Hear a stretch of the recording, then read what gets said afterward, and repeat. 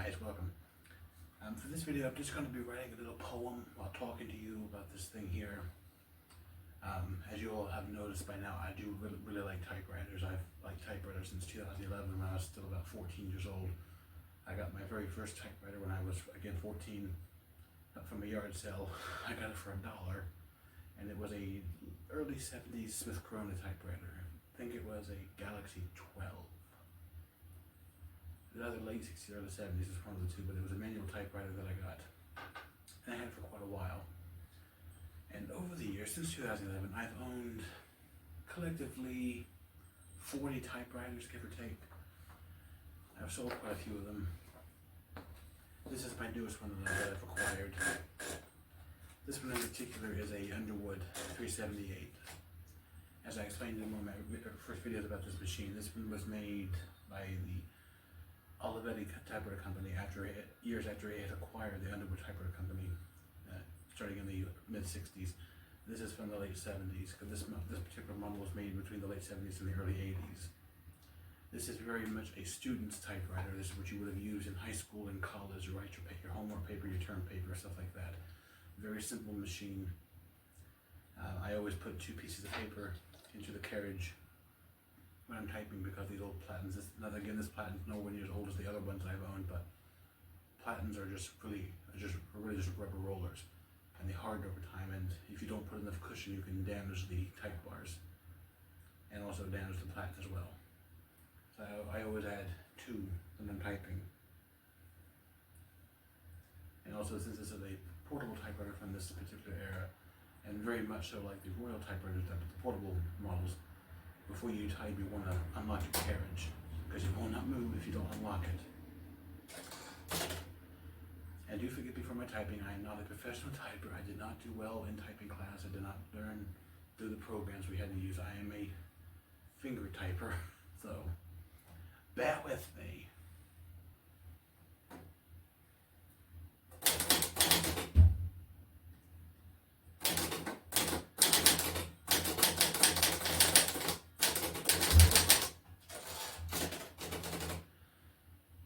We have the first line down, and if you know anything about me and my poetry, it's not really the best in terms of cheerfulness, and if you hear the door, it's because it's windy, because there's snow outside, winter's happening out there.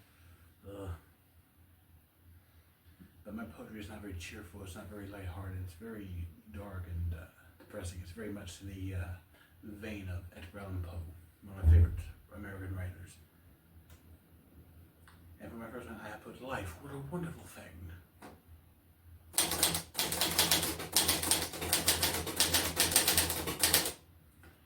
Line 2, unless you are me, that is.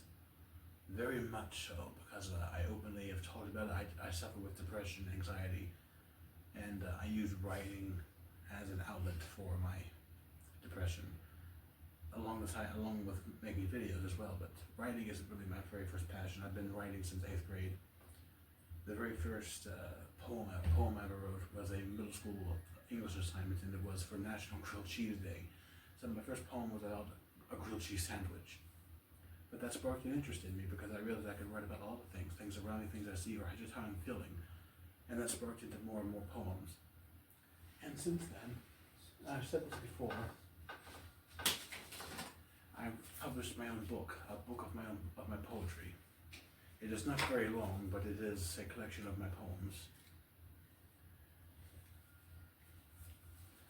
And it's really one of my best accomplishments in my life so far, because I always wanted to have my own book, and I have a poetry book that I can cherish and hold. And you can have it yourself too if you want. It's really up to you. If it's your type of poetry, it's personal, a collection of personal poems. Make sure we're lined up, because I don't have my margins set, because I don't like to mess with the margins. Line 3, what's line 3? Because we have life is what a wonderful thing, unless you or me, that is.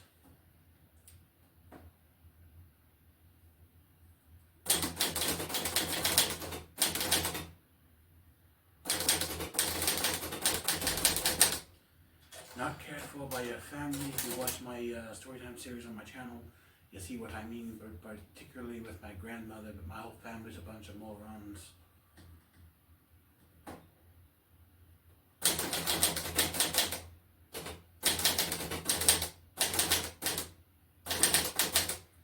You're too judgmental.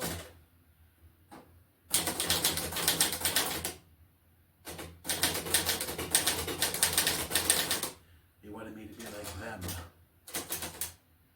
And that's really much the truth. Now, my family, at least most of them, wanted me to be like them. My mother wanted me to go out and be like a Walmart greeter or work at Goodwill. Very much a low pay and dead-end job. My father, as much as I love him, wanted me to be a redneck, and I am not that in the least. And I found my passion with writing. Like, my sister's going to school to be a pharmacist technician. I didn't go to college, but I have published a book. I have poems published in other books through a company that collect poems from amateur writers. I have a decent following on TikTok, as long as it stays, but I have my own success outside of what my mother wanted me to do in life, which was essentially just being having a dead-end job, low pay, and I think they also wanted me to have a family, but I'm asexual and I have no interest in all of that. I enjoy having a girlfriend, but I don't see myself having a family outside of pets. And you've all seen my dog.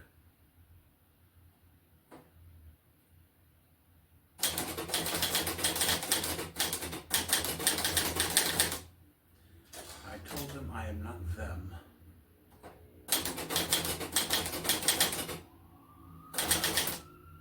Key jam.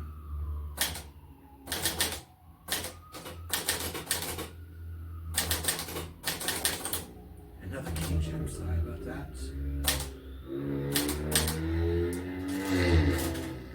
That was very uncalled for, Mr. Driver Man. Also, if you heard the sirens, yes, I live in a very, very bad area. The next line was, I am me, and therefore I am my own person. And that is true. Just because you have parents, just because you may look like one or both parents combined, you are not your parent, you are your own person, and you are allowed to write your own story. Ironic. You can write your own story, be who you want to be. You can be your own character in your own book. I'm writing my story, I'm being my own character, and it is definitely not like my parents.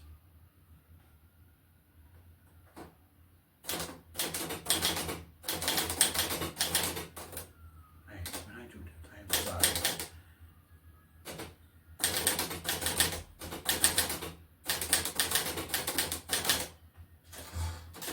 So be proud of who you are and enjoy life.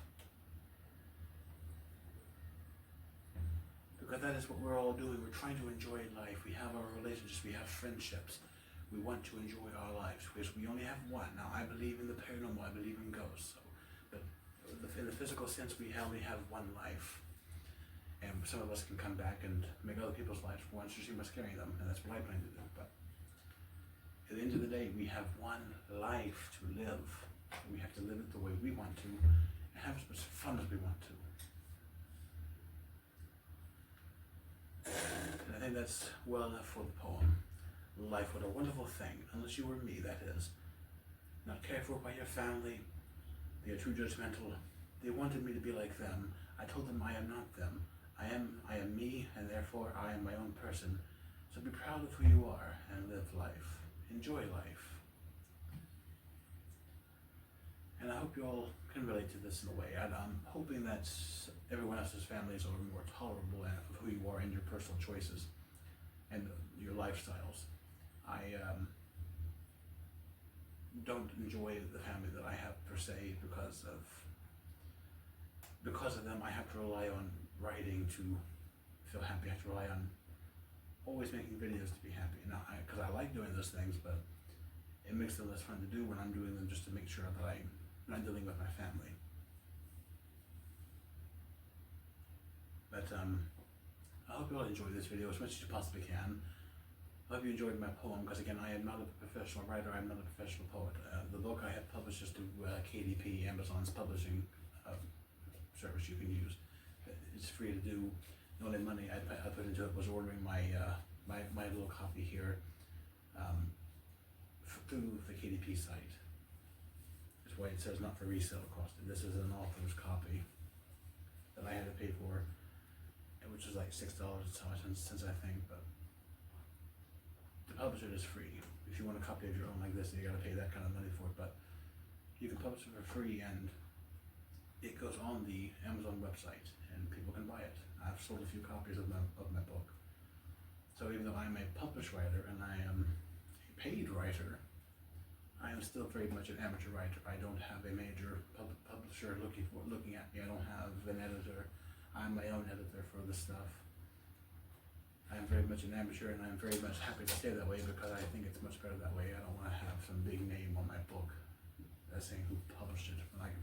I'm my own publisher at this point through KDP.